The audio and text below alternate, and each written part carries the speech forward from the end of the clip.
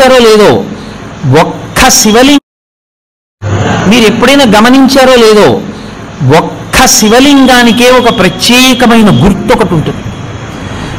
మీరు ఎప్పుడైనా చూడండి, అన్ని శివలింగాల మీద ఉండదు అలాగా. మీరు కొన్ని శివాలయాల్లోకి వెళ్ళినప్పుడు శివలింగం దగ్గరికి వెళితే దాని మీద కొన్ని గీతలు ఉంటాయి ఇలాగా.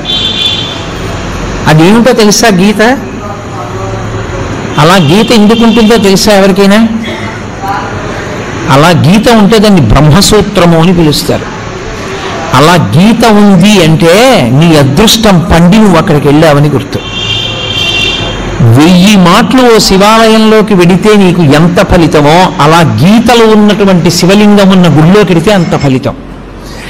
విశేషమైన ఆరాధనీయము అని గుర్తు. అలాంటి శివలింగం ఉన్న గుడిలోకి వెడితే తప్పకుండా మీరు మీ ద్రవ్యాన్నో, మీ బలాన్నో, మీ సంపత్తినో, మీ పాటనో, మీ పద్యాన్నో, మీ కష్టాన్నో అక్కడ వినియోగించాలి. శివలింగం మీద మీరు ఎప్పుడైనా గమనించారో